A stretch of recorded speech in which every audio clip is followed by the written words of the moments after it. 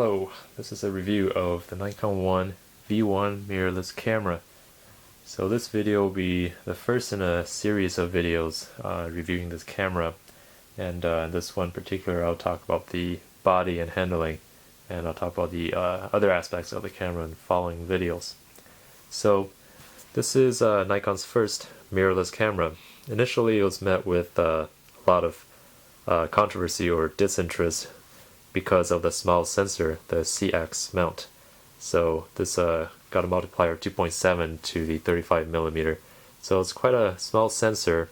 But then after the reviews came out, people found out that it's actually quite a performer in terms of autofocus.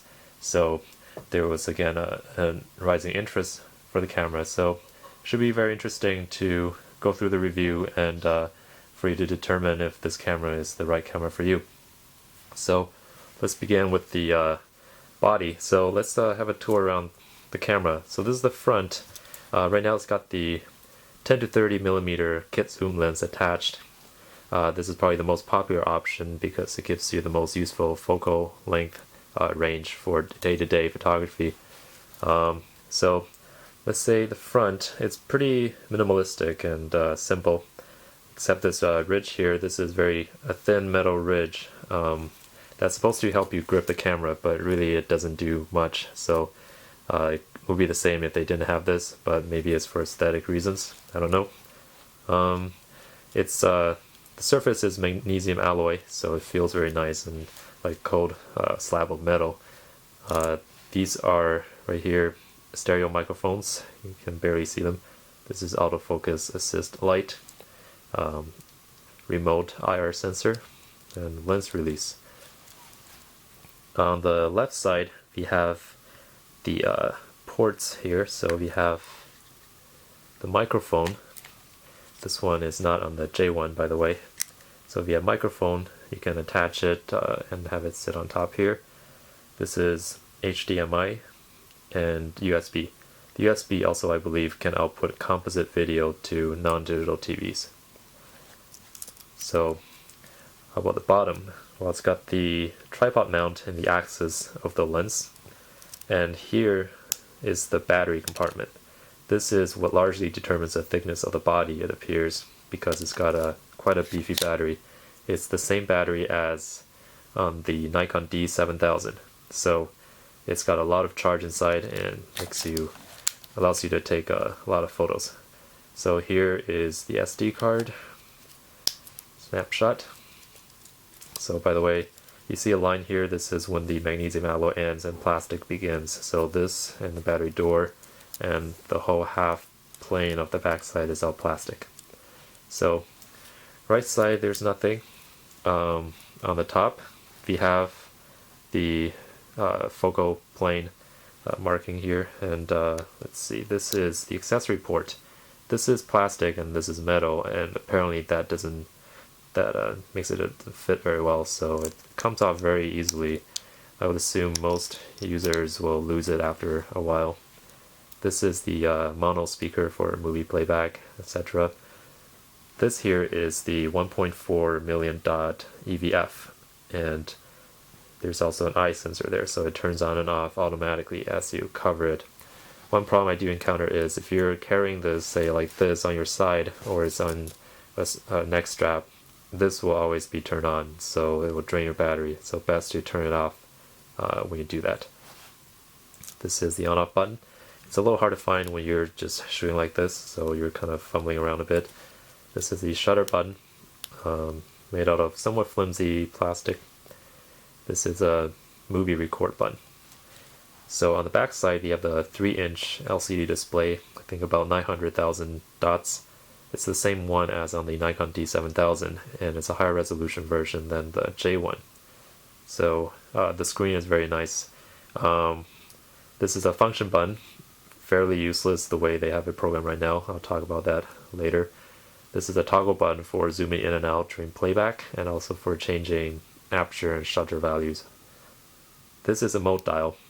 So here you don't see the normal PASM modes here, but rather movie, shooting, or image shooting, smart photo selector, and this I don't use often enough to even know what it's called. So there's a bit of a leather pad here. By the way, I'll go into the modes in a later video. So moving on, it's a display button for switching in different display modes on the LCD during both playback and shooting.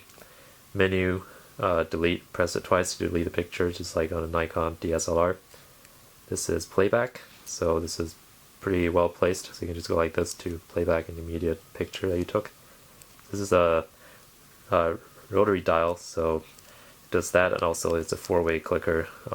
Left is drive, or not drive mode, but timer mode, remote, for example. On the top is AE lock, AF lock. On the right is exposure compensation. Bottom is autofocus mode, so you can choose single, continuous, auto, for example. So one question you might have is, how pocketable is this camera? Well, from my experience of trying to carry it around with me, really it's not pocketable unless you have a large jacket pocket, mainly because of this lens. This body is not quite thick enough that you can put in a pocket, but really with this, it's kind of beyond the hope of putting in a pocket unless you have a big winter jacket.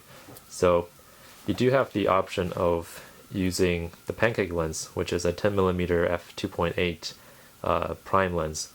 This one of course is thinner, so I will take this lens off and put this on, and to give you a better idea of what the camera is like with the Pancake. Okay, so now the kit zoom is off and I have the Pancake on. So I've also done some traveling around with the Pancake just by itself, and this is a lot easier trying to fit in a pocket than this one, but still it's rather sizable. Basically, if you can fit, let's say, 3 or 4 iPhones in a stack in your pocket, then this can be pocketable, but it's on the borderline. But still, compared to a DSLR, this is very compact. Also, the lenses, they are very good, very sharp across the range, so you're not losing too much lens quality here by having small lenses. So this is the kit zoom lens, 10 to 30mm, and this is the 10mm f2.8. I'll just rotate the camera around so you get a good idea of how thick it looks.